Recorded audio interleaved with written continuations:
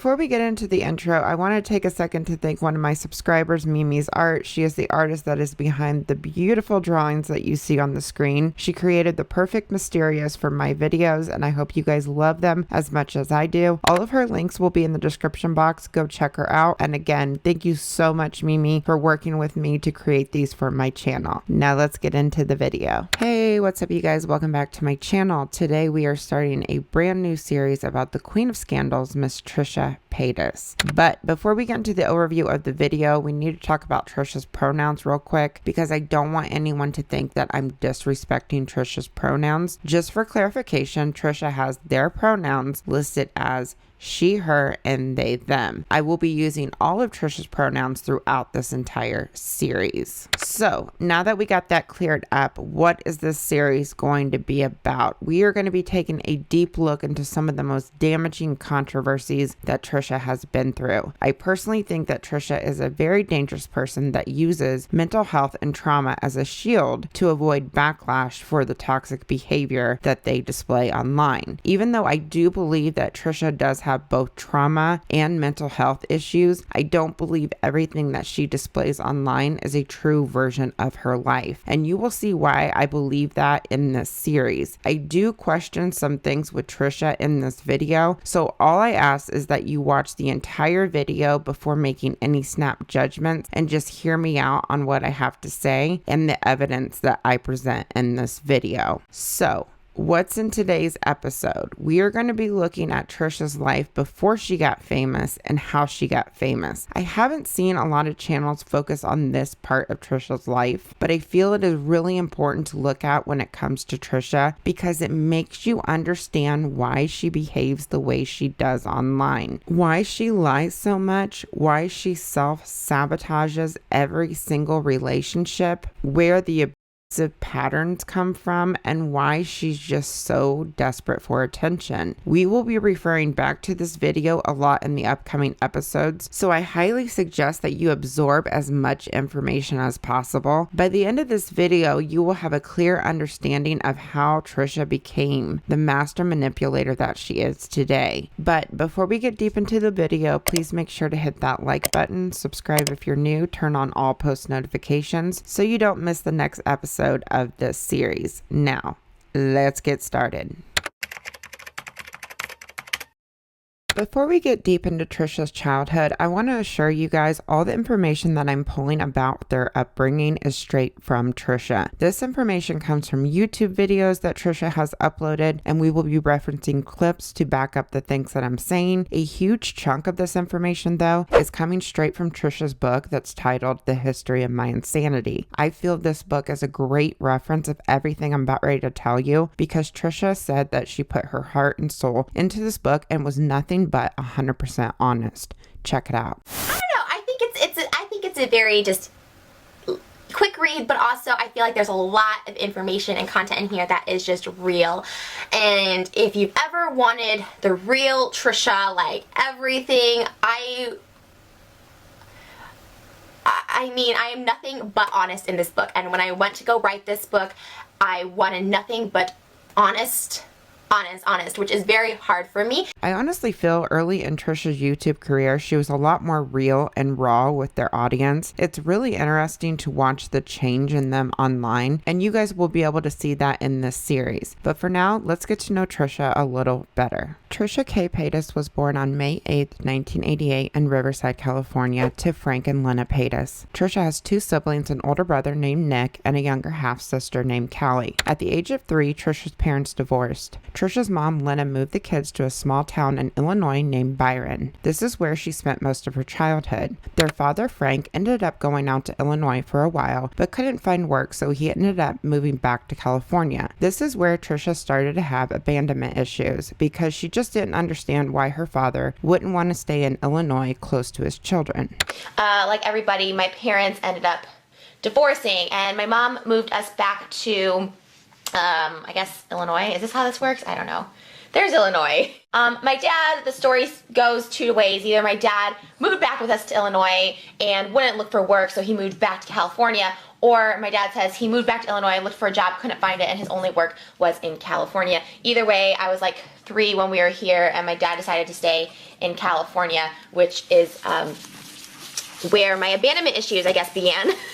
Because why would my dad want to leave us when we were in Illinois? Why would he want to be in California? Trisha held grudges against her father for years because he decided to move back to California. She has even said that her and her brother had to go to therapy to deal with their abandonment issues. Put a pin in this because we will be talking about this later. At the age of 5, Trisha's mom married husband number 3, and Trisha's half-sister Callie was born. You guys may know Callie from Trisha's YouTube videos. She used to collab with her sister a lot on her channel, and they seem to get along great. Collaboration, because nobody wants to collaborate with me, so I make my sister collaborate with me. And by the way, we can just get the comments out of the way. Yes, my sister is beautiful. I get it. She's gorgeous. But there's no need to make fun of the way I look. Just based on She's gorgeous too, so. Even though Trisha and her sister get along great now, Trisha had resentment towards her sister for a very long time, 18 years in fact. Trisha would make faces at Callie's crib, and growing up, Trisha said that she made Callie play second fiddle to her. What's interesting about Trisha's book is she doesn't focus on Callie that much. There's very little information about their relationship outside of what I just told you. Trisha speaks really highly of her brother, but Callie is rarely mentioned. So I just found that interesting. Take with that what you will. Also, at the age of 5, she started developing her love for acting and entertainment. There is a quote from Trisha's book, A History of My Insanity, that I want to read. I remember developing my love for entertainment and acting, or as my mom referred to it, as lying. I would make up crazy stories to tell my mom about finding Native American ghosts in our backyard, about me discovering I was a witch and I had magical spells. I guess Trisha's lying got so bad at this age, her mother would put dish soap in her mouth for every lie she told. Okay, I know what you guys are thinking. What kid doesn't tell lies, right, to their parents or use their imagination? It's harmless, right? Well, I would normally agree with you, but this is only the beginning of Trisha's lives and making up stories. So put a pin in this as well because we will get back to this later. Trisha's mother worked 3 jobs to make ends meet, so like her father, Trisha didn't get to see a lot of her mom. Her brother became more of a parental figure because he would be the one that watched Trisha and her sister. The person who knows me through and through is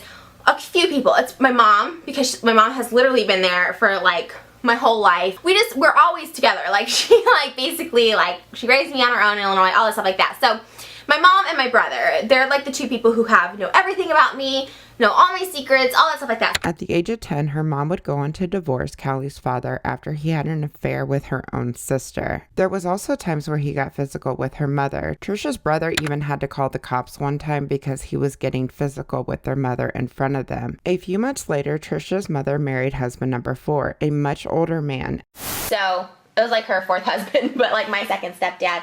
And he was really old. There's wrinkles on him because he's so old.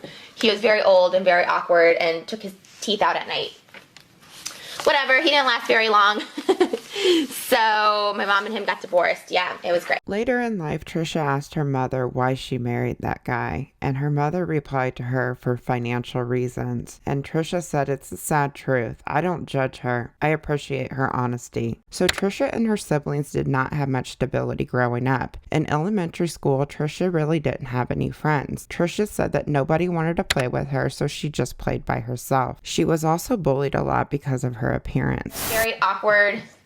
I had weird body proportions, and I also had a little mustache. A really thick hair lip that everyone used to call me a man. So they'd say I had more rolls than a bakery, and then that I looked like a man. And I had really weird hair and really bushy eyebrows. So yeah, that was me. Growing up, it was pretty sucky.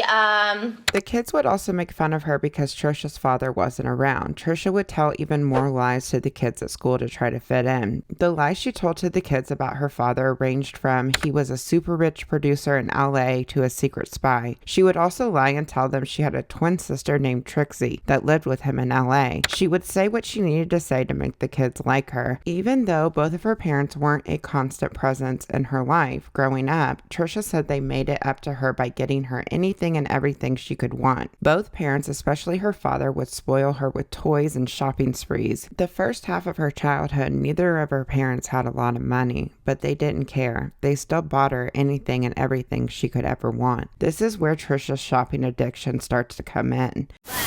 I don't know really what to do about a shopping addiction, but there's just no way of curing it. Like, I love shopping. It makes me so happy.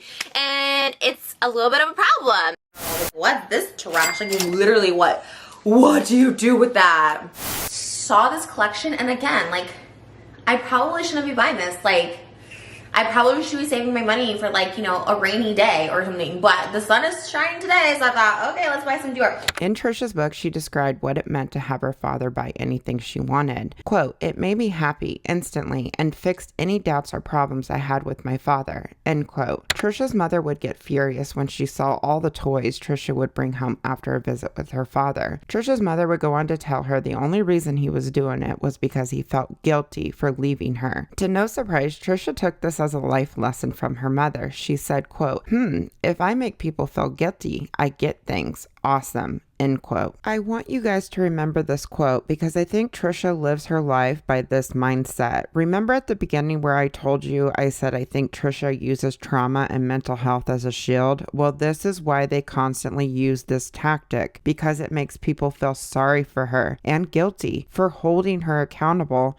to her own actions. So definitely put a pin in this because we will talk about it later. At the age of 10, Trisha dreamed of being a child star. She also hoped that she could move back to California to live with her dad full time. But unfortunately, Trisha's time was split between her two parents. Every single Easter, summer, and Christmas, her and her brother Nick would fly out to California to spend time with their father. At this age, her father was just starting to develop his business while working 19 hours a day. His money was mostly tied up into the business, so he lived off credit cards, but that didn't stop him from spoiling both of his kids rotten. They would go to amusement parks, go look at Christmas lights and limousines, went shopping in toy stores all the time, and their dad also let them eat fast food and donuts whenever they wanted. What's interesting about Trisha's parents is they seem like they're the total opposite of each other. Trisha's mom would bring guys around them all the time and had been married 4 times by the time Trisha was 10, whereas her father, Frank, was quite the opposite. He was always so careful about the women he would introduce to Trisha and Nick. In fact, after his divorce from LENNA, he only introduced Trisha and Nick to 2 girlfriends in a span of 7 years. Before I move on to the beginning of middle school, I want to give you guys a heads up. This is where things start to get fuzzy with Trisha's story about her life. If you only know about Trisha's life from Frenemies, then just know everything I'm about to tell you won't match up with what she has said on Frenemies. The thing is, Trish has said the same stories about her life over the past 10 years. But once Frenemies started, Trish started to change up her story. I don't know if she is just now comfortable with speaking about certain things that happened in her life, or if this is like a middle school thing where she felt like she needed to make up stories and lie to get attention, or if it's just a mixture of those two things. So I don't want you guys to think I'm just pulling this information from my ass or lying about their life. So what I'm going to do is I'm going to continue telling Trisha's story based on her book and the older YouTube videos, because I still feel she is being genuine. But when it comes to the parts of her story that has recently changed, I'm going to show you what Trisha is saying today, and I want you guys to make up your own mind about it. It's just so hard to know what reality is with Trisha because they are constantly making up stories and lying. So I highly encourage you guys to look at this stuff side by side and come to your own conclusions about it. I do have some of my own opinions about certain things, but I will make that crystal clear when I am giving my opinion on it. But for everything else, I highly encourage you guys to look at the situation for yourself and decide based on what I'm presenting in this video. Okay, so let's get back to it. Fast forward to the start of 6th grade, Byron Middle School, age 12. The bullying was getting worse and Trisha became very insecure about herself. It all started when they had to swim in gym class. Trish said, quote, "I remember walking out in my one-piecer and everyone snorting, making piggy noises. I was so confused. My weight wasn't an issue in my mind at the time. I was about 5 feet tall and I distinctly remember weighing 100 pounds. I didn't think that was big." I've talked about this in numerous videos. I was never attractive in school. I was never in a clique. I had gone to the same school for the first like 9 years of my education, so up until I was a freshman. And it got really bad my freshman year. Middle school was really tough for me. My mom and I were in the principal's office like all the time, having to deal with girls, you know, harassing me and making fun of me, especially because we had swimming as part of PE, and I know I would get made fun of a ton in PE class for, you know, the way my body shape wasn't a swimsuit, to having pubic hair early in the locker room, and girls would be really nasty, and I couldn't even imagine dealing with that now with camera phones and stuff. I could imagine it could just be a ton times worse. Now keep in mind, Trisha's book heavily focuses on gym class and how she constantly was bullied in her gym class. This is where I started noticing a change in her story. According to her book, she wore a one-piece swimsuit because kids made fun of her body, but on April 13th, 2021, Trisha uploaded a video titled Female Wrestling. In this video, she makes completely different claims about her bathing suit. Check it out. I was the only girl not allowed to wear a two-piece when we do our 2-week swim class courses because of my boobs. I was told to put on shorts over my swimsuit because you could see pubic hair through my swimsuit at like 11. But that's not all. In the same video, Trisha also says she was never bullied in school and that the main problem in school was classmates and teachers constantly sexualizing her. Check it out. I used to wear like 3 sports bras, so when I was running, the boys in my class wouldn't, you know, say that I was a distraction, and I would get in trouble for it, and it really sucked. And I changed 4 high schools. Because I wasn't bullied. I wasn't like a nerd, or people weren't mean to me, but it was constantly that. Oh, but wait, there is more. About 1 month later, on May 18th, Trisha and Ethan were on Frenemies responding to Mike Milak about how Trisha and Ethan were bullies online. Mike made a statement saying Trisha knows what it feels like to be bullied because she was bullied in school. Mike said it so confidently because this is what Trisha has told everyone, this same story since she started YouTube. But in this podcast, she said she was never bullied in school, just like she did in the wrestling video, and also straight up lied and said that she never stated publicly or to anyone that she was bullied in school. Check it out. And I wasn't getting bullied. I was getting f***ed by my teachers, Mike, so I was a little bit darker than you think.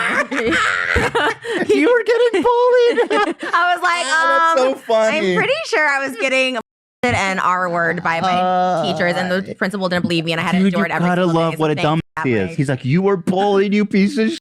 You had it coming. Because they're the people that were bullied. They're the people that were bullied. Like Trisha was bullied. What is he basing that off of? Because I'm fat? I don't know. What the fuck? I definitely was, and I definitely was. I love how when it comes to me, he's like, you know, he was bullied, but he says it like a fact. Like, Trisha, she was bullied. Ethan, come on, you know he was probably bullied. I literally never said that ever. And also just like, well, the only myself in 2005. That's why my band is 2005, because it was the most trauma of my life, because teachers wouldn't leave me alone and they'd come to my house and just R-word me. I just think, I'm sorry, that's so traumatic, but I think it's hilarious that he calls that bullying. Is that what he's referring to? I don't know what else it could be. He doesn't know. I think he's just It's I just don't so know. funny how off he is. Like I said, use your own judgment and come to your own conclusions on what the truth is. I just find it so odd to change a story and lie about things that have been clearly stated online. And she knows she has said this stuff. You guys, she wrote an entire book about how she was bullied in school and posted multiple YouTube videos stating the exact same things. I was bullied all through, starting at grade school, through middle school, through high school. I went to 4 different high schools because of bullying, because kids were so mean and cruel and vicious to me. Like, it got really bad. Back when I used to get bullied in like real life before YouTube and all that stuff, like when I was a lot younger and more insecure, you know, the best thing that I would do for myself is focus on my goals. Like, if people try to bring me down, I was like, okay, they're already deterring from their dreams by just wasting energy on me. Instead of like trying to fight back or wasting energy worrying about it, I would put my energy into what I knew I wanted to do, which was perform and entertain and get to LA. But now, according to Trisha, none of that happened. So it just doesn't make any sense to me. But let's get back to Trisha's story. The bullying didn't stop there. One day in homeroom, a classmate asked the teacher, quote, "Why is Trisha allowed in the classroom? She's too fat and she should be with the pigs outside," end quote. Before the teacher could say anything, the entire classroom started laughing at her. This hurt Trisha a great deal, and they were so embarrassed. The bullying went on her entire 6th grade year. Middle school was another situation of just mean girls. Like, there's a lot of name calling, a lot of stuff being stolen, just really bad bullying, where they would have the whole school against me, and that sucked. My mom would have to come in so many times, and the principal would do very little. So it was really bad. I got bullied a lot in middle school, actually. Like, I tried to not make it seem like I did, but I did.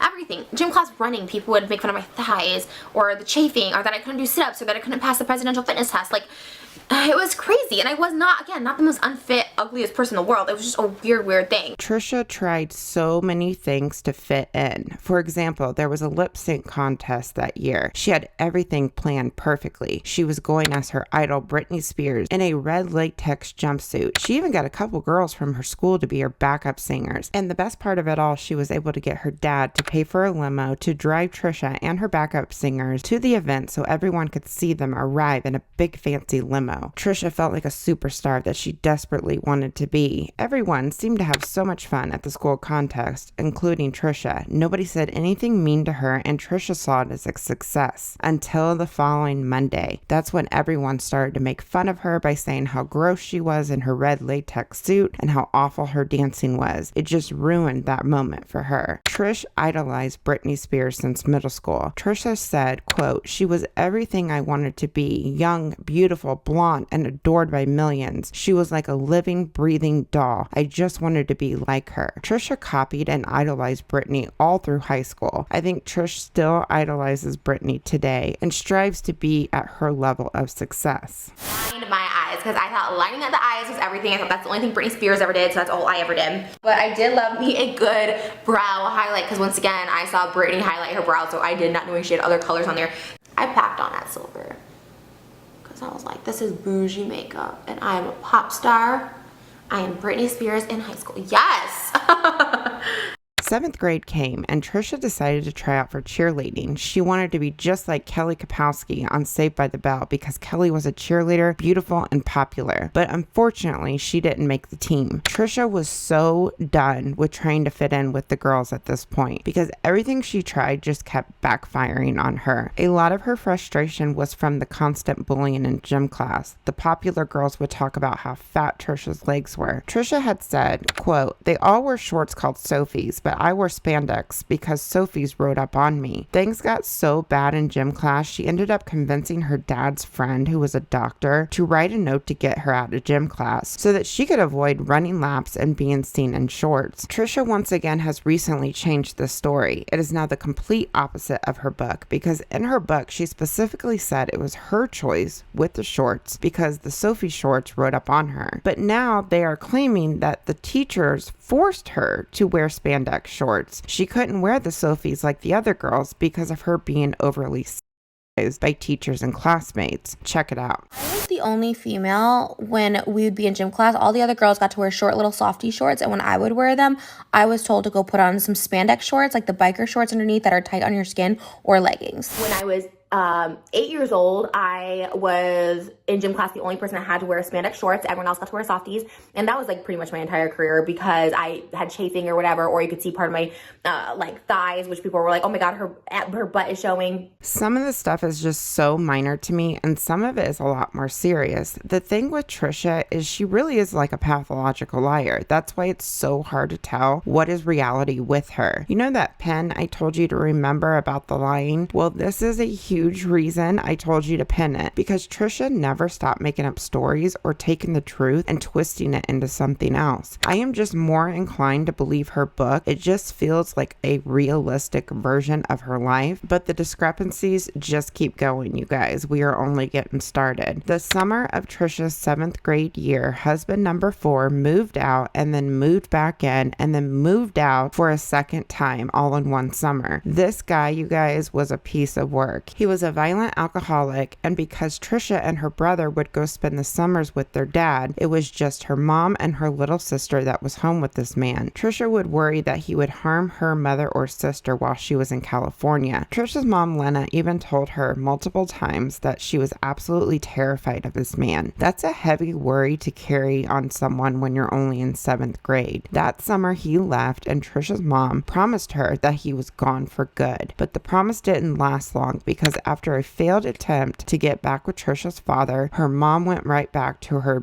of husband number 4, shortly after Trisha started the 8th grade. Trisha's brother Nick later confessed to Trisha that he felt abandoned by their mother in a way because he felt like he wasn't good enough to be the man of the house, even though he took care of Trisha and Callie while LENNA worked 3 to 4 jobs. He didn't understand why he wasn't good enough for their mother to stop the cycle of bad relationships. Trisha and her brother were always on the same page. They were so close to each other. They traveled together. For every visit to their father's house, they had a special kind of bond with each other, and Nick knew everything about Trisha, and Trisha knew everything about Nick. Hey everyone, it is YouTube time with my family and my brother. I want to introduce y'all to my brother Nick.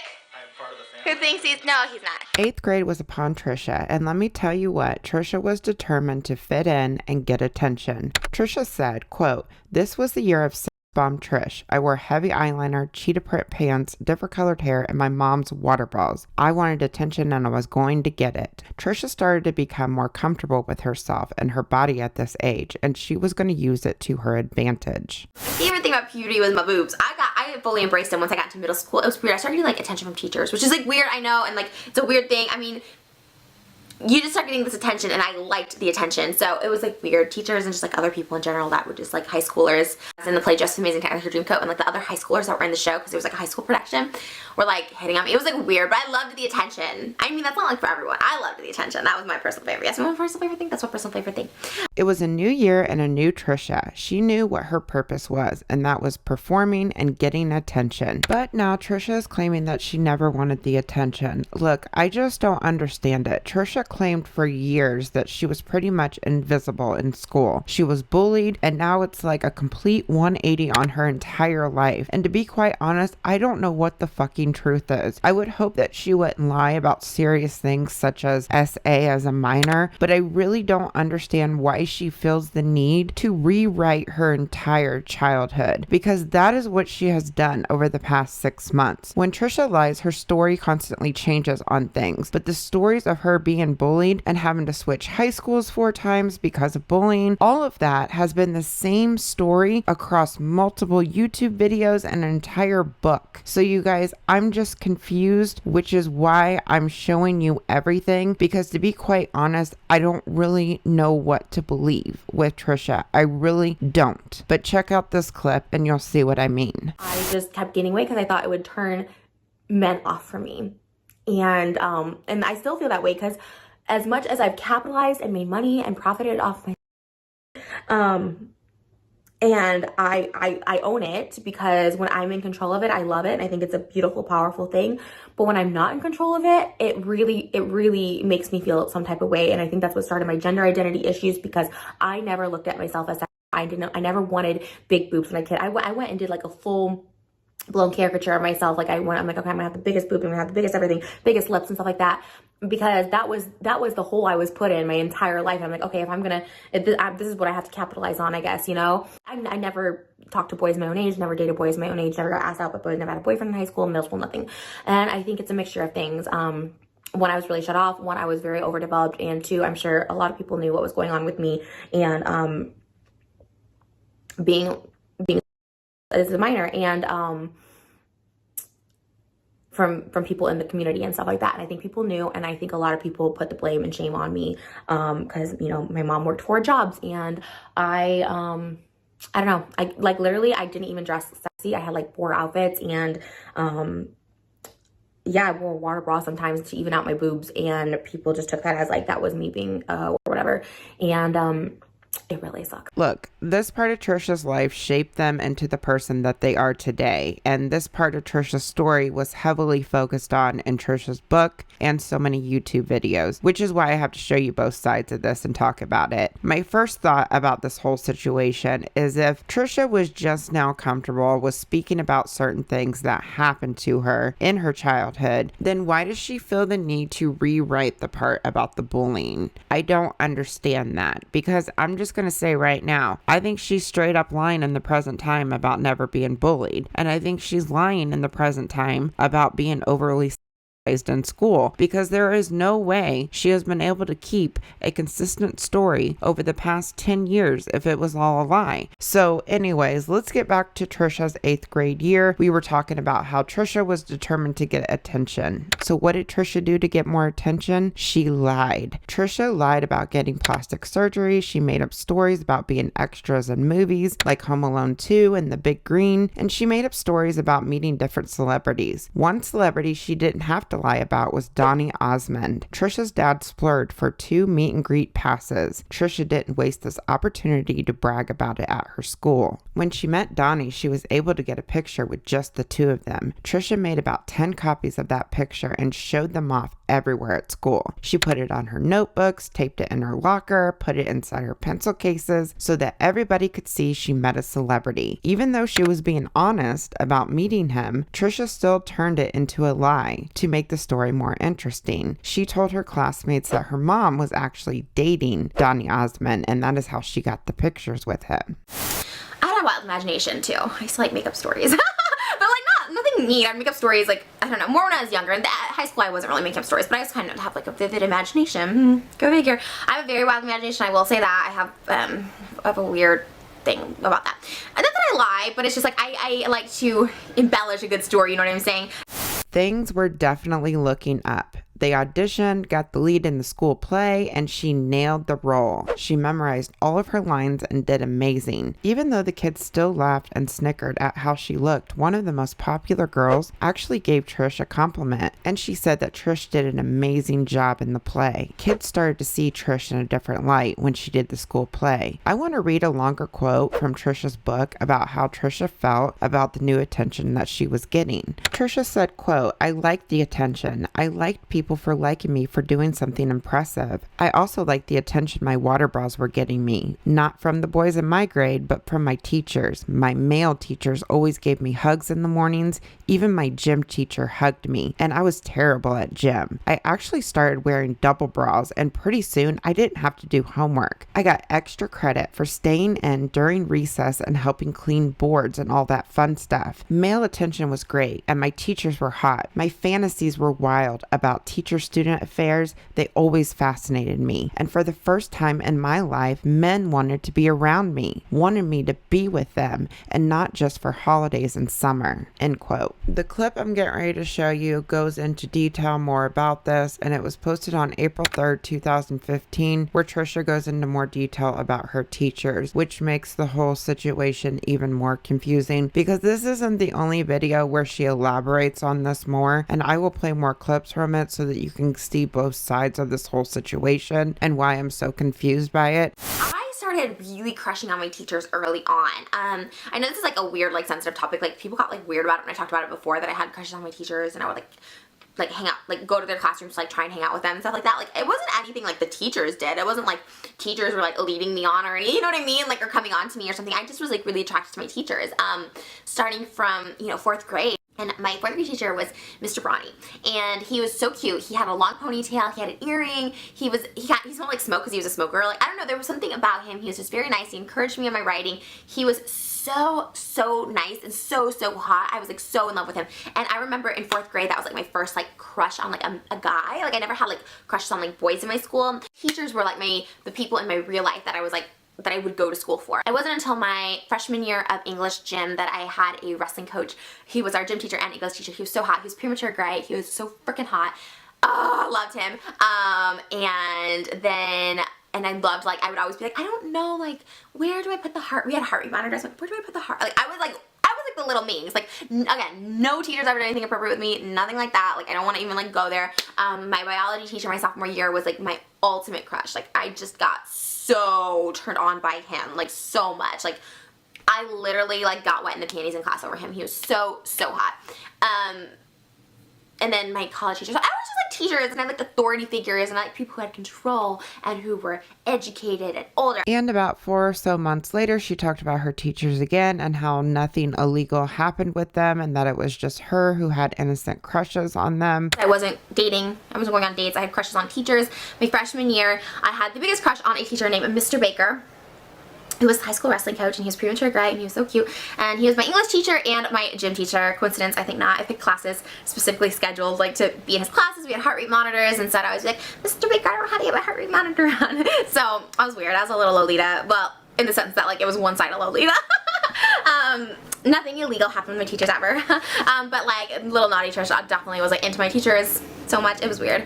I don't know. I probably would have been even more traumatized from life if I ever did anything with the teacher. Again, draw your own conclusions. I seriously don't know what to believe. I know that children usually suppress trauma at a young age. I have never seen someone talk so positive though about people that caused that trauma, because she generally seems like she looked up to a lot of her teachers, and they were kind of like her only friends at school, and they were kind of like the only people that were nice to her. If she never would have said anything about this in the present time, I would have viewed this as she crushes on her teachers because of her abandonment issues. I mean, it seemed like she just wanted that male figure in her life that was older and had authority. Not in a sick, twisted way, but I just think she missed her father. But with everything now, I really don't know. So Trisha is claiming now that she was abused by multiple teachers from school. The first time she opens up about this is on Frenemies, where she talks about an incident where she was wearing a water bra and the teacher felt her up during Heads Up 7-Up. It's crazy.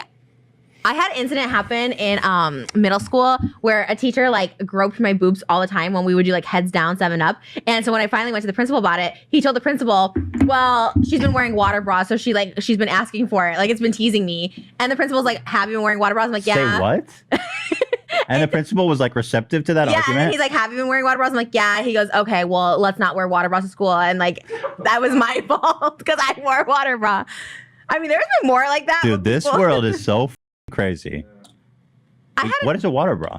A water bra was my mom's. It was a bra that, it was like water. You fill it with water? No, it already had the water in the bra. It was very heavy. Oh, and you were wearing those at what age? Like 12. Because I had uneven boobs, so I was trying to even my boobs out for real. And he said he would come feel it all the time because we play that game like heads down, 7-Up, whatever, and you have to like put your head down, or when you were done with the test, but whatever. And so he'd come around and like always like grope and whatever. And so I finally, he did get arrested. This guy actually did get arrested, but later on. But me, they were like, well, she wears a water bra. And then the second time that happened, it was a teacher and another teacher, a different teacher, and he's like, well, she told me she liked the movie Taxi Driver, so like, or Cape Fear. I'm sorry, Cape Fear. He's like, so I just put my thumb in her mouth to suck it. Anyways, it's a lot, but my trigger, and I laugh because it's so uncomfortable. My trigger is this kind of stuff. But when they say this, well, they wanted it, and people are like, oh, well, did you do that? Did you say you like the movie Cape Fear? Then yeah, grown men should stick their thumb in your mouth so you could suck it. Dude, the principal literally was like, okay.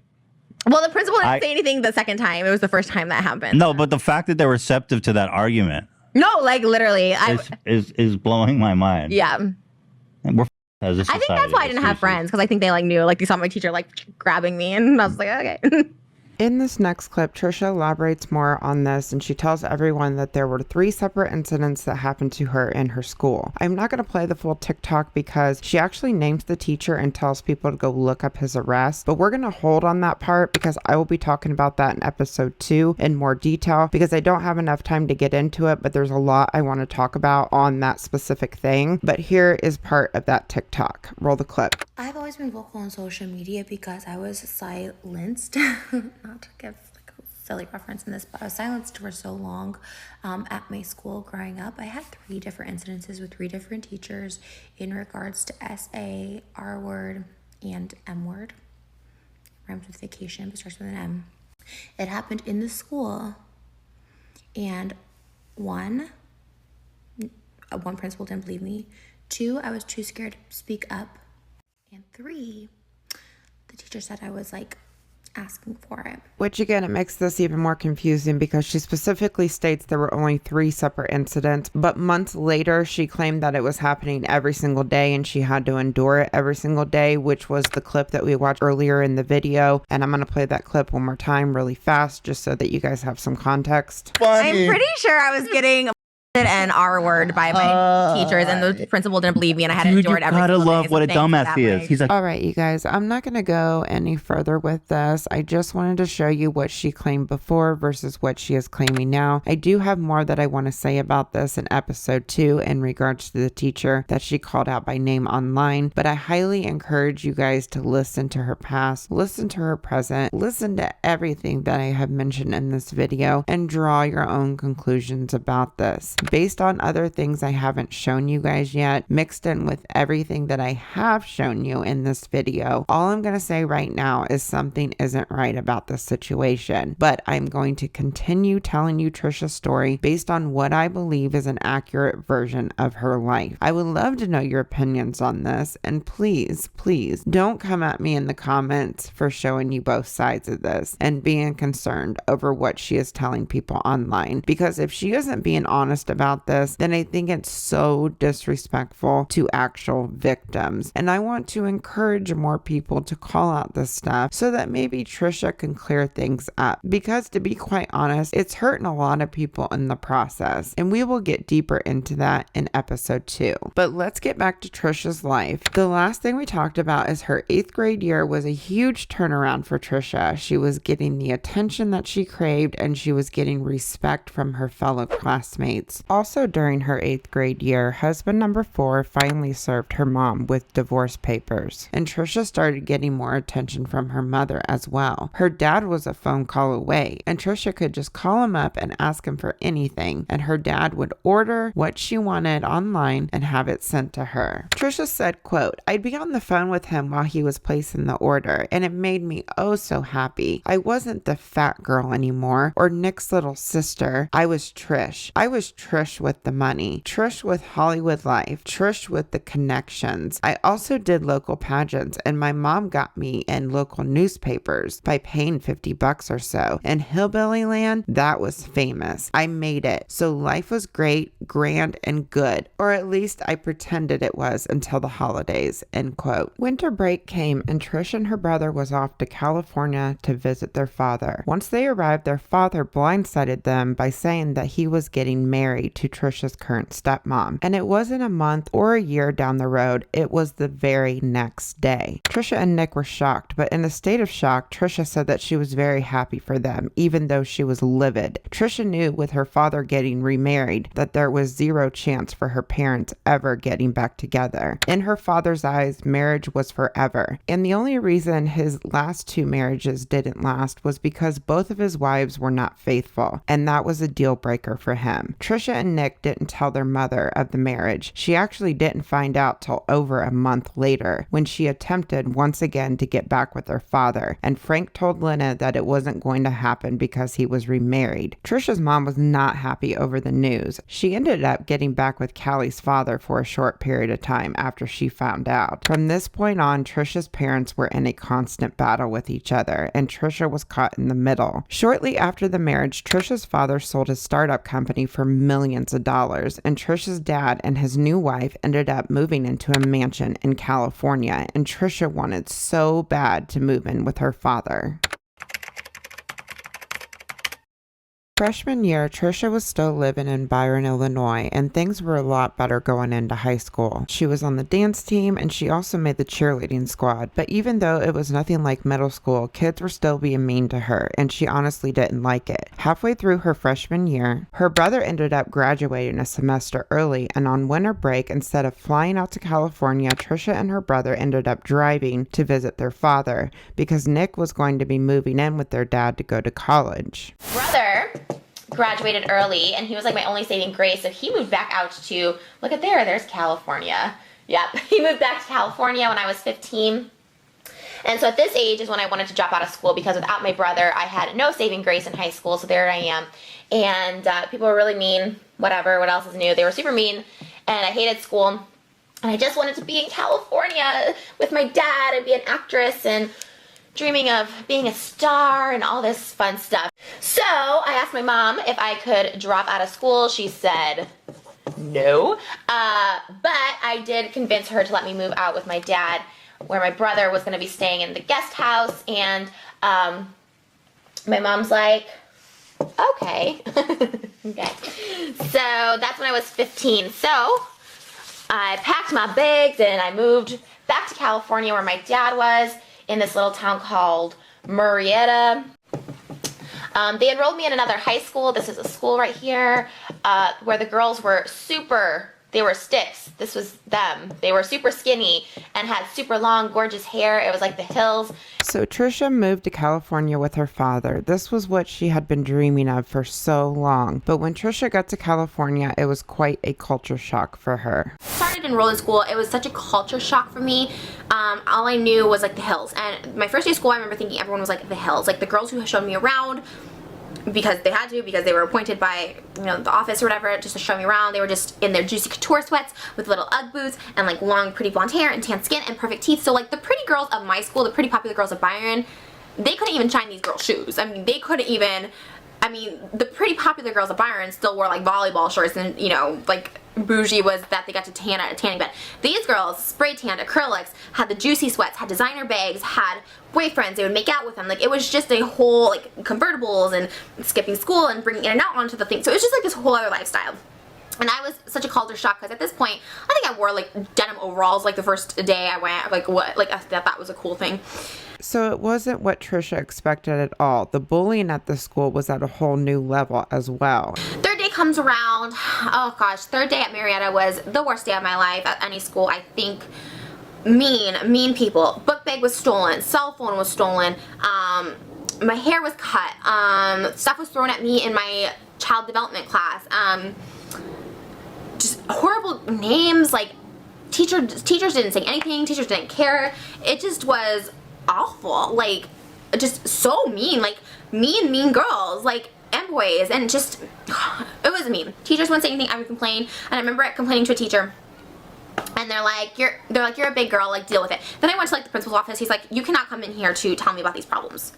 Like, I had no one to talk to. So Trisha told her dad this wasn't going to work. She actually told her dad that she wanted to go home to her mother because things were so bad at the school. Her father actually offered to put her in homeschool, which Trisha did for a while, but it was really difficult because you have to basically teach yourself everything. But she actually convinced her father to put her in acting classes, and if she kept her grades up and did well, she could continue those acting classes. So Trisha worked hard so that she could continue doing that, but over time the homeschooling became overwhelming, and on top of that, she really didn't like the rules that she had to follow at her father's house. Her mother was so laid back with her, and she had no chores back in Illinois. On top of that, Trisha really didn't like her stepmom. She pushed Trisha to do work around the house and had weird rules that she had to follow.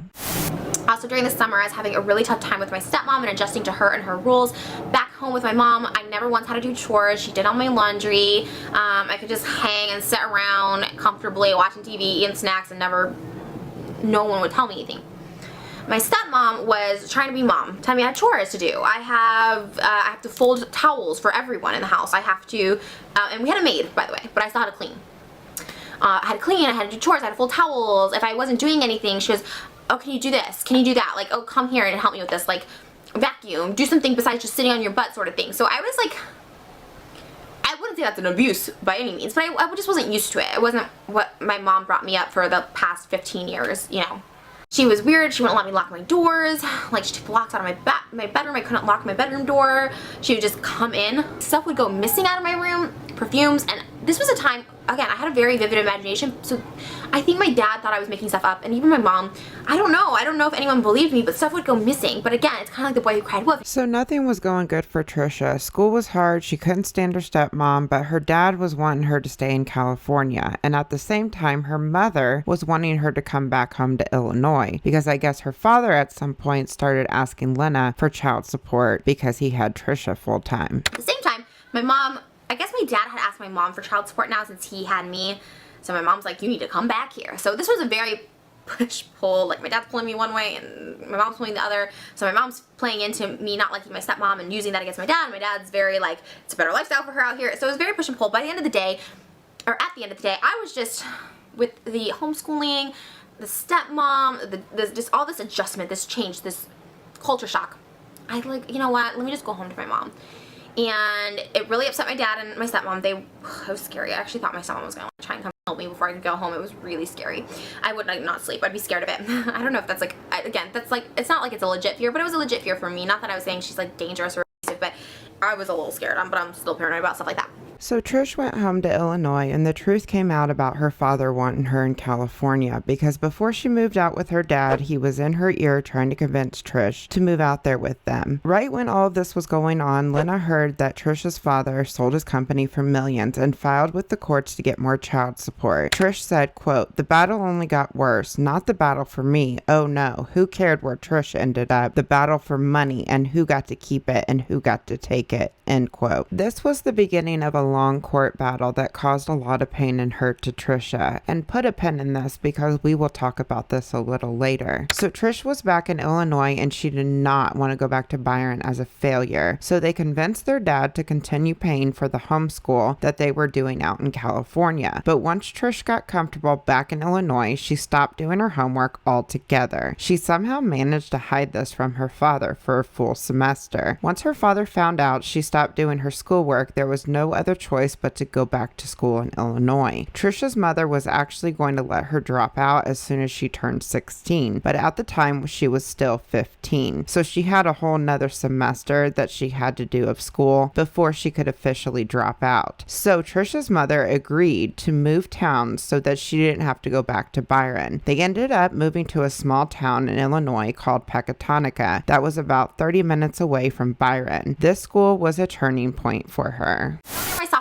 Second half of my sophomore year, they're so hillbilly, so hickish. So I go from being a 5 at Byron to a 0 at Marietta to a 15 plus at Pecatonica. I mean, the popular girls were farmers. They wore the overalls. That was the popular girls. So at this point, I had been in California. I got some snazzy clothes. I got a Juicy Couture tracksuit, so I like the Marietta bitch, right? I was still making up stories. I remember one story I made up is that my dad had got me a sidekick with those cool T-Mobile sidekicks that Paris Hilton had.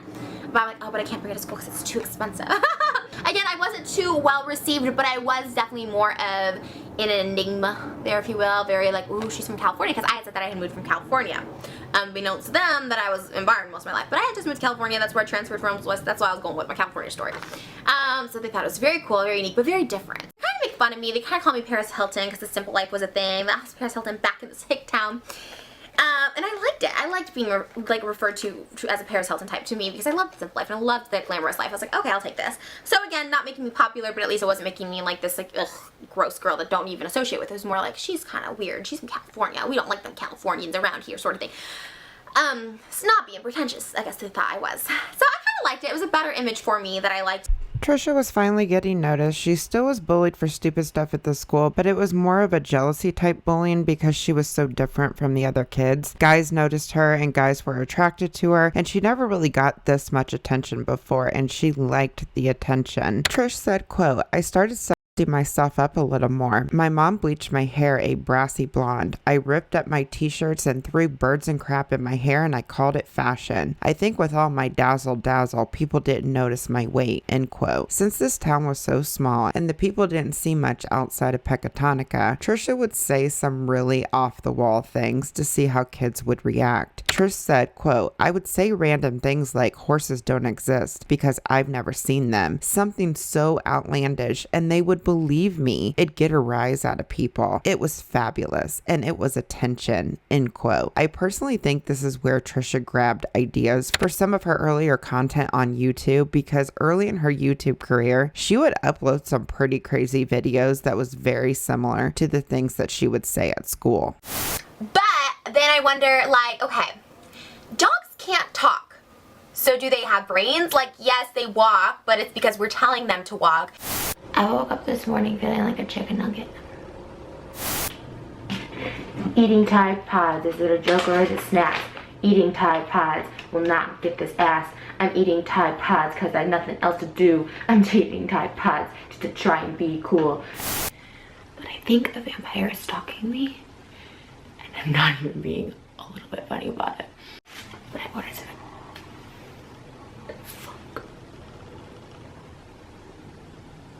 The fuck? I can't make that shit up. The fuck was that? The fuck? Crazy shit, man. So yeah, early Trillin' Trish started her junior year at Pecatonica High School.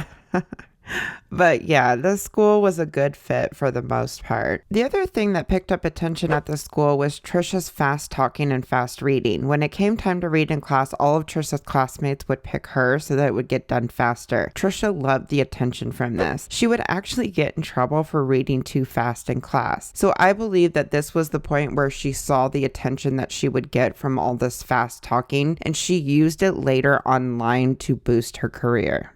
You're so happy, aren't you? You're so pretty. It's like looking in a mirror. Yeah. That is your pretty. That is your fun. I'm really happy. All right. Okay. Stepping on a spider has to be the scariest thing in the world. Actually, do you know what would be scarier if after putting on the one shoe, I recklessly put my foot in the other one and discovered that I was teaming with hundreds of spiders. All the babies were in there. A whole, let's see, it's a goose geese, school of fish. What is a group of spiders called? Oh, no, I remember a whole circle of spiders. That'd be the scariest thing ever. Unless you're camping out in the woods or not even camping or even in the woods. You're sleeping in your backyard. I don't know. Maybe you like the great outdoors, but you just want to come home and maybe have a fight with someone. Okay, that doesn't feel bad. It's only when you get back to this, you realize what you got. But you have too much spiders. Even though your dog's got you inside the kitchen window with an impression that's a mixture of pity and confusion. So, and this is the scary part, you're in the backyard and you're just about to doze off and start feeling something that's funny. Now, but it could be weird funny. So you look inside your sleeping bag and there's a snake crawling up. You're like, that just blows the spider thing out of the way. It's not possible to get any scarier than that. Wow.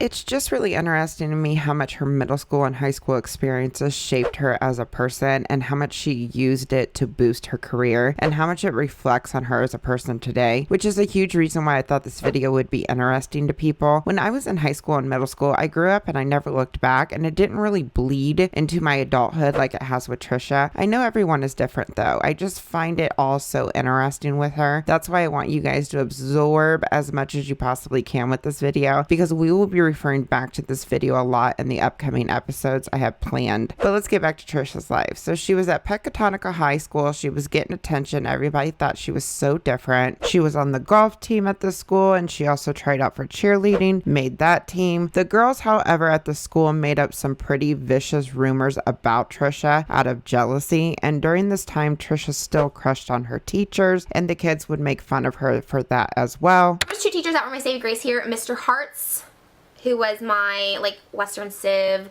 sociology teacher. Oh, Mr. Schmidt. He didn't, not that he, well, he liked me. He was the hot teacher. But my personal favorite hot teacher was my Mr. Dunn, which it was my junior biology teacher. He was so yummy. So, anyways, I survived sophomore year. Went out to California for the summer. Came back. Junior year was starting, and junior year. So he was my junior year biology teacher, and it was great. So with this, I got made fun of a lot for my fondness for teachers, but it wasn't. Like, I never made it like a sexual. Obviously, I was not comfortable with my sexuality when I was, what was I, 16 at this point. So it was more like calling me a suck up. And they spread vicious rumors at the school, like really crazy ones I would hear about myself. And just, this was maybe the first time of bullying where like people wanted me to myself, sort of thing. Weird stuff that like I wouldn't, like that I was in a cult, that I someone, that I killed my father, that my father tried to kill me, like I had the teacher, that just stuff that could be really damaging was going around, and it was this whole new form of bullying where it was like serious. Now at this point, because the rumors were so out of control, Trisha's mom allowed her to drop out of school. So they went to the school, she dropped out. A couple weeks later, there was an opportunity for her to be in a play where she had the opportunity to play a glamorous character called Penny Palmer. But she couldn't be in that play unless she was enrolled in Pecatonica High School. So 2 weeks after dropping out of school, Trisha ended up going back to school. So yeah, I just went back and I did the play, and it was really fun. I got to be like this Marilyn Monroe character. It's called Swing Fever, I think. And so I got to be like this Hollywood starlet from California in this like small town, and her name was Penny Palmer, and everyone's like, oh my god, Penny Palmer.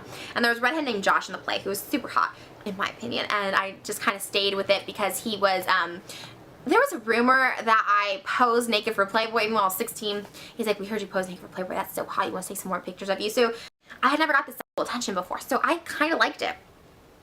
And I played into it. After the play was done, Trish was actually thinking about dropping out again. She actually was going to become a stripper if she followed through with it. Her mom surprisingly supported Trish becoming a stripper if that's what she wanted to do. But the main reason Trish decided to finish school was the biology teacher that she had a crush on, Mr. Dunn. He encouraged her to be the best that she could be and always told her that she was bigger than Pecatonica.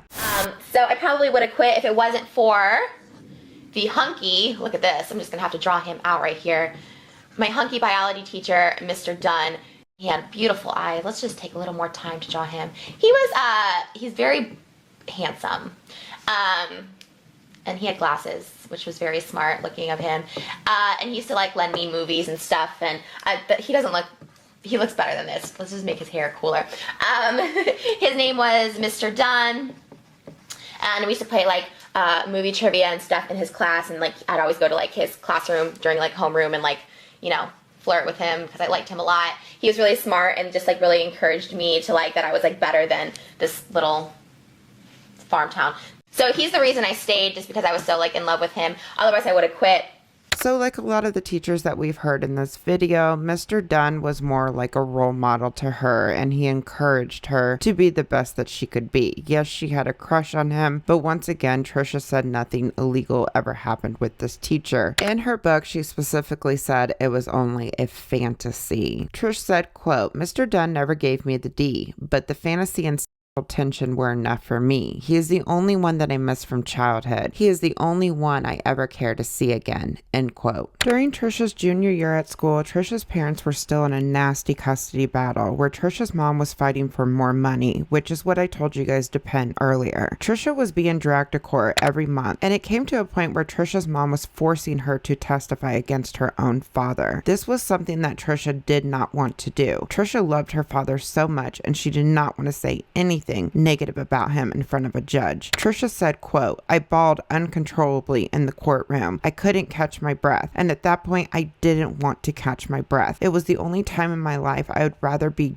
dead than alive. And that was the lowest point. My dad said, stop, before I spoke, and he said, no more. I will always have so much respect for him. Stopping that court session, my dad saved my life that day because I did not want to go on living if I had to choose between my mom and dad. He hugged me and said everything was okay, end quote. Trisha's father ended up giving her mother a good chunk of cash that day, so Trisha didn't have to choose. Late summer 2005, senior year was finally here for Trisha. She was almost done with school. Trish said, quote, senior year was my living hell. That was when I turned from emotionally unstable to full-on Trish needs help, end quote. It's very unclear what exactly happened during this year, but Trisha's mom had a new boyfriend during this time that Trisha refers to him by the name of Tiger. She said that he would walk around the house naked, he would sit on her bed naked, and he stole her DVDs. But Trisha's mother never believed her. Trisha said, quote, I did have a past of lying, but I never lied about Tiger, end quote. Trish and her mother during this time started to really not get along because of this boyfriend. It was like her mother chose him over her. It got to a point where LENNA turned Trisha's own sister against her. In Trisha's high school dropout video, she elaborates on this a little more, but it's very vague about what her mom's boyfriend actually did to her. Here's the clip. My mom and my sister and I were not close at this time. My mom had a boyfriend who, she was working at a country club in Freeport. She had a boyfriend who was like the manager, and yeah, I had some, this is a whole other video, and I really kind of don't want to get into this because I'm trying to keep this kind of lighthearted, but, it was not a safe environment for a 17-year-old to be in. Again, because I have an imagination, I think when I talked about this stuff, like, I think people thought I was made up, so I learned to just zip my lip, and I did not tell my mom a lot of stuff, and my mom still doesn't know about a lot of stuff to this day. I don't necessarily blame her, because when I first started saying stuff, it was very little things, like, it was very little things that weren't sexual, just like, Trish, stop, because I was never a fan of her husbands. She's been married a couple times up to this point. I was never a fan of them, and that was known. But I just had some, traumatizing, I block it out. I block a lot of this out. I don't talk about it because a lot of this stuff has been blocked out, where even when I go to therapy, I don't know a lot of the stuff that's happened because I block a lot of it out, and I can remember certain things. And so my senior year, my mom and I barely talked to each other. I think that's why I made more of an attempt to be more social with people, because I did not like being at home. My mom had turned my sister against me. She didn't like me. My sister thought I was just like, I don't know. it was not good. Nobody liked me. I felt it. This is just my personal opinion, but to me, this seems to be the real trauma she experienced as a minor. She said on the Frenemies podcast that 2005 was the worst trauma of her life, but for some reason, they claimed it was their teachers that were coming to their house and doing this stuff to them. Those were the clips that we watched earlier in the video. What's interesting is that Trisha recently posted a video as well, and she talked about a car crash that she caused in 2005. Share the story already, but like I have some pretty deep roots in 2005 and a deep connection of like wanting to be Gerard Way. I had something similar with Brittany, but it's just like a lot. It was like a car accident I was in 2005, and like one that I caused, and I really don't talk about it that much. No one died or anything in it, but like I just wanted to end myself basically. But like I didn't know that at the time. Like it was a whole thing. And so when both our cars collide, I just remember like hearing that, and then like obviously the song was out, so like I guess like I just heard it through the song, but like there's like a whole level. Look, there's a big portion of her book talking about her mom's boyfriend. Like I said before, she doesn't say anything about what he did to her, but when I was researching this and heard her actually talk about it in the high school video, it all started to make sense to me. And this seems to be a more realistic version of her actual life based on the stories that she has told over the past 10 years. Trish has a habit of taking the truth and spinning it into a completely different story. And if I'm right about this, it is very disappointing that it's being spun into being about the teachers that helped her throughout her childhood, because they seem to be her only support system. They encouraged her to do the best that she could, and until recently she has always spoke highly about her teachers. In 2005, Trish was at Pecatonica High School, and she looked up to two of her teachers a great deal. In a vlog that she posted a long time ago on her channel, she went back to her old high school. She spoke about wanting to see these teachers and reconnecting with them, but the day that she came, she was unable to see them. Check it out. So we're here in front of the school. I got let out early, which is sad. And teachers aren't a teacher institute thing. I don't really know, but this is cool. It's different. You gotta like buzz to like get in. I'm like, and I'm like, no guns. I'm like, what the heck? So anyways, here we are in front of it. I tried to see you guys and pick. It just didn't work out. The story of my life. So I moved away. So he said to come back at 2:30, but I'm like, that just sounds like so much work. So. Anyways, this is it. The cold fur. So I just Instagrammed me in front of my high school, proof that I was here. I really wanted to be like, fuck you, Pecatonica High School. I don't know, I came back from nostalgia. And then I got let down in disappointment because I couldn't see my favorite teacher. I couldn't see the people on Facebook that asked me to come. It was very disappointing. Much like my whole career here in Pecatonica. Which solidifies why I hate Pecatonica. Because the guy who was at the door said, oh, the teachers are all in a meeting in the cafeteria, which was literally like 2 feet away from us. And we're like, oh, can we just like see him? I'm in LA for one day. Like just for like 5 minutes. Not possible while they're in the meeting. It's very important. I was like, oh my gosh, are you kidding me? This is so stupid. Like, oh, anyways, that guy was weird. But whatever.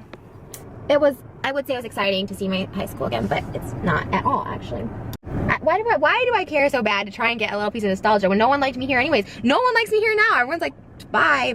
So yeah, she was so disappointed that she couldn't even say hi to her favorite teacher. This is what I'm gonna say. I absolutely believe that Trish went through some trauma as a minor, but I don't believe what she claims today is a true version of her life. I believe it's an embellished story that she based on experiences that she actually went through. And I do feel for her in that aspect, that she went through something really fucking traumatizing and her mom could have cared less. But I don't agree with the damage that's been caused to the people in the schools that she has called out to her millions of followers. It would be a different story if she wasn't actually causing damage to people with the stories that she tells, but that's not what has happened. We will definitely get into the damage that has been caused in episode 2 though, but let's get back to Trisha's senior year. So Trisha and her mom were not even talking to each other during this time. Their relationship was falling apart. She couldn't even talk to her sister about anything because her mom turned her sister against Trisha. But things at the school were actually going very well. The students were actually getting more used to her, and she ran for homecoming queen. And Trisha actually won. Trisha says it wasn't because of popularity. It was because the girls she went up against were not liked at that school at all. So everyone ended up voting for her. Check it out.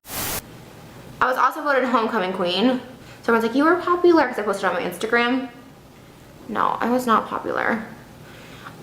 Towards my senior year, more people were like warming up to me because I only moved to Pecatonica when I was a sophomore. So I was like kind of new and they were like warming up to me more. And also they hated everyone else, so I kind of won by default because like all the cheerleaders were nominated and everyone kind of hated all of them. And I was like I wasn't really hated. I wasn't like popular, but I wasn't like super like hated. People were just like mean as they were to everybody.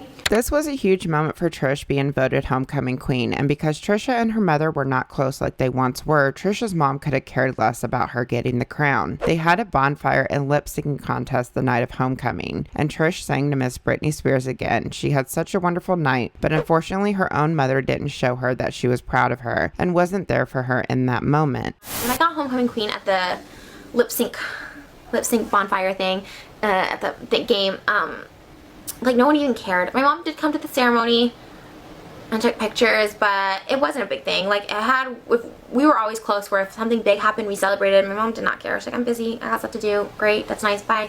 And she didn't even, like, it was just, it was really hard. It was very hard. Trish also got voted most likely to be famous, which is kind of ironic considering how things worked out for her. Graduation was finally here and Trish was ready to get out of Pecatonica. She had just turned 18 a few weeks before graduation. She started to have boxes shipped to her father's house in California, and the day of graduation she grabbed her diploma and said goodbye to no one, not even her favorite teacher, and that is the one thing that she regrets, is not saying goodbye to Mr. Dunn. She also did not say goodbye to her mother or sister because their relationship was so broken at that point, but Trisha was off to California to live with her dad and pursue her dreams. After moving to California, Trisha did go to college for a short period of time, and she also landed some small parts on TV, but after a major falling out with her father, Trisha ended up quitting college and moving out of her dad's house. Her dad stopped paying for everything, and Trish ended up turning to stripping, which then turned into escorting. While Trish was stripping and escorting, she was still getting small acting gigs here and there, and she also found MySpace where she would post some really risque photos, which gained her a decent following. During this time, YouTube was really the only platform where you could upload longer videos. So that is what Trish started to do for her MySpace fans so that they could get to know her better. Her first upload was a rapping to Vanilla Ice. Hey, what's up? This is Trisha. I'm super fun, super bubbly, have many talents, but one hidden talent.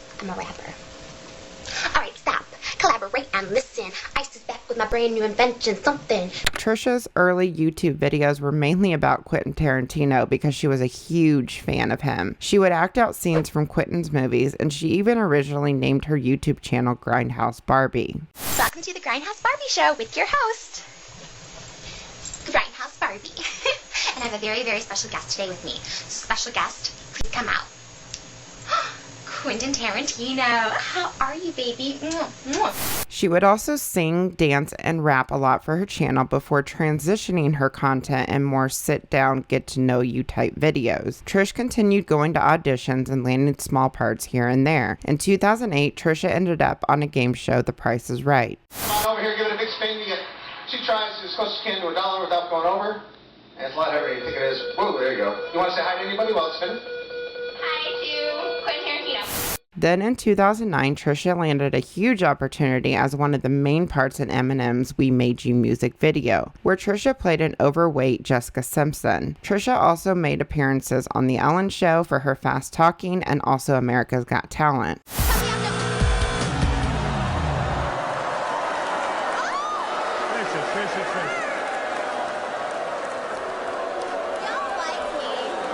Trisha, I couldn't understand anything you were saying. Yeah. Because it was that quick. I mean, I'm not really a rapper. I just need to make up a talent to see how it turns. Oh, well, that's different. Now you're talking. In 2010, Trisha also landed a spot on the reality show My Strange Addiction, where she claimed she was addicted to tanning. My name is Trisha, and I can't stop tanning. I mean, I could stop tanning, I just don't want to stop. The law in California states you can only tan once every 24 hours. But the way I view that law is it's only once every 24 hours at that salon. Well, currently I'm a member at 6 salons, and I go to all of them if I have something big going on. I try and make stops because they're all kind of in a row on the same street. A few years ago, Trisha went on Logan Paul's podcast, Impulsive, where they claimed the entire tanning addiction was fake just so that she could get a spot on the show. You were on a show, right? A show like My Strange Addiction for tanning? Oh yeah, but that was bullshit.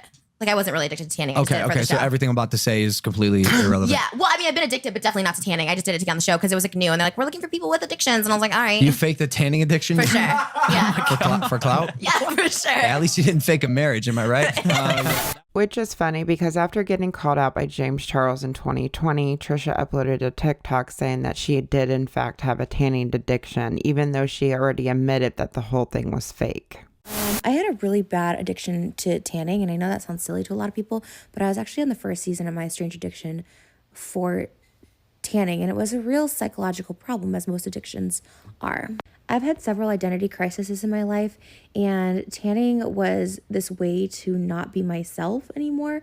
I liked my aesthetic, I liked the way I looked, but it really did go too far to the point where my organs were being damaged, and I had to have skin cancer in me removed, and I've never talked about this before. So this wasn't blackface. This is a really emotionally damaged person covering up her lack of identity through tanning. This makes me really sad. This is a really sad girl. I wasn't trying to be black. I was just trying so hard to change everything about who I was.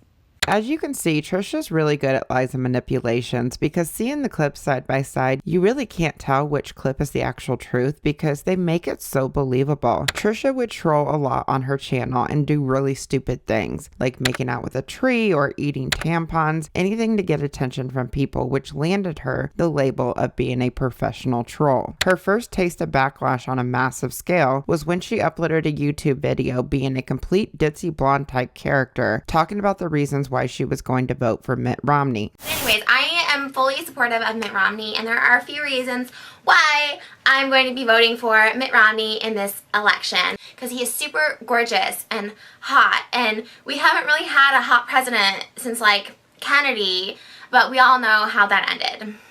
Then another reason I'm going to vote for Mitt, well, my kitten is named Mitts. So I think it's actually Mittens, but we call him Mitts for, short. So yay, that's like a sign, I think, right? And Mitt rhymes with tit. No, I'm just kidding. But I have two of those, so.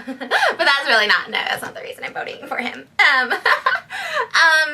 Trisha eventually quit stripping. She also reconnected with both her mother and father. Family always has been really important to Trisha. Trisha seems to see her mom and sister a lot. They live relatively close to her and make appearances on her channel quite often. They have a very tight relationship, it seems. Within the past year, Trisha actually bought her mom a house because she's been so successful on her OnlyFans. As far as Trisha's dad goes, it's unclear how often Trisha sees her father in the present time. He currently lives about an hour and a half away from her, but going off of older YouTube videos, Trisha used to make an effort on a monthly basis where she would drive down, hang out with her father, and play poker and spend time with him. I like to go down to my dad's like once a month. I should go down more actually, but he lives about 2 hours away from me, so I just go down, play poker, have breakfast, spend the day together, and it just works out kind of nice. I just really love my dad. My dad's one of my, so weird. My dad and I, we were close when I was like a kid, and then like I became a teenager / young adult at 18, and just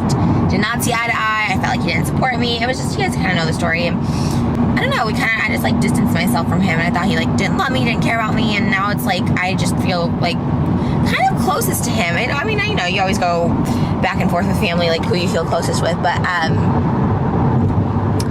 my dad is someone now that I think the most close to, because we have, I guess, we're the most spiritual and godly, I think, of our family.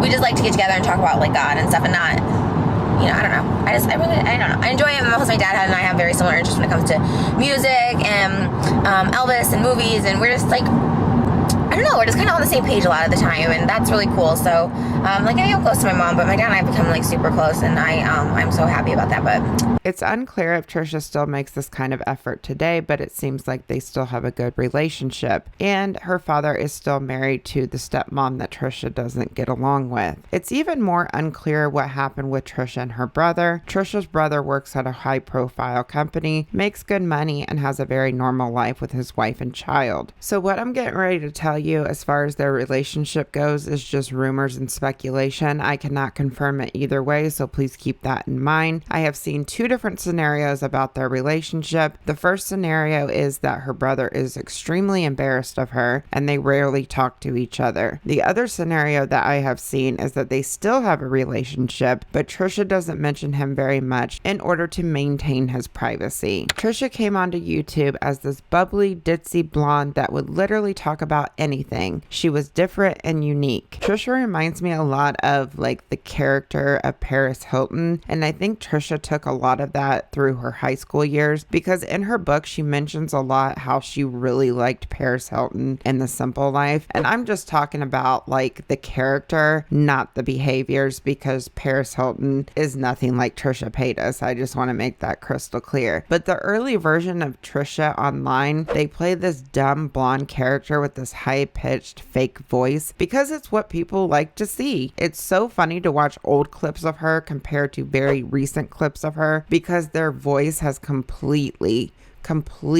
changed. Check it out. Welcome to, here it is, finally. Everyone's been asking the what's in my purse video. This is probably my fourth or fifth what's in my purse, and it is with my Celine Python bag, and I absolutely love it. This is the fuchsia color for fall 2014. I have my phone, and my phone is just the iPhone 6 Plus. It just looks like this, and I think I had that in my last what's in my purse, which was my Balenciaga bag, which I still really love. Okay, hi. Alright, are we all over being fucking sensitive pricks here on the internet? Cool, I love that. Birkins, I do use my pink one. It's like over there a lot. I love it. This is a cute little black one. I don't know the names of these, but I love how mini it is. Although I think Trisha did have a higher pitched voice when she was in high school, I think a majority of it was exaggeration and it was all fake. Slowly through the years, Trisha started using her normal voice and didn't have to fake it anymore. I honestly don't think many people noticed this change in her voice over the years. It's just really interesting to me. I do see comments here and there when I was doing all the research for this video, where if I was on an older video and I looked through the comments, some people would be like, man, what happened to her voice? Is just really interesting to me. Throughout growing up from elementary school to her senior year in high school, Trisha has always played a character that they created. This character was created as a shield to stop bullying and get attention from kids. She would lie, make up stories, and say dumb things to get attention. The Trisha that you see online today is still this character, but the character that you see online today is a lot more dangerous. The lies aren't light-hearted, harmless, white lies. They are damaging, shocking lies that could potentially ruin other people's lives. Trisha has also become the bullies that she hated in high school. Trisha is obsessive with her online bullying. The minute anyone mentions them online, they jump on every social media platform that they have and they rip them to shreds. Trisha's tactics to become famous have worked for her. She has gotten the attention that she has craved for years, but at what cost? Why does she feel like she needs to bully and harass others online to be relevant? And why does she feel like she needs to lie and manipulate very serious and traumatic situations to get attention or be accepted by the internet? So buckle up, you guys. We got a lot more to get into. I hope you guys enjoyed this deep dive into Trisha's childhood. I'm very nervous about this video because I know the mentality of the internet is to believe all victims and don't question them at all. So it kind of terrifies me to put out this video, but I'm not the only one that has noticed these things about Trisha. But every time anyone questions it, they get attacked. So I really hope like all the evidence that I put into this video makes you guys see why I'm so concerned about everything. Before I end this video though, I do want to read a post that I found on Reddit about someone that was very bothered by Trisha's discrepancies in stories that she was putting online. This person said, I believe fully that this woman is suffering from various mental health issues, and she has a notorious reputation for starting trouble. However, why is it that people think that she can get away with what she does because she's mentally ill? Yes, she does receive backlash to a degree, but why are people flocking to her side as though she is not deserving of the consequences? Here is my issue with it all. People are allowing her behavior because of how much she's been through. Yes, I believe she has trauma. However, I do not think it as much as she claims. Every single episode of Frenemies, a new story of hers hers emerges, and it's as sad and heart-wrenching as the last. Though I believe it's all lies. Maybe she did get held at gunpoint, or maybe she did get her house broken into, and of course she gets death threats. It's the stories of the continued SA, rape, kidnapping, trafficking, abuse.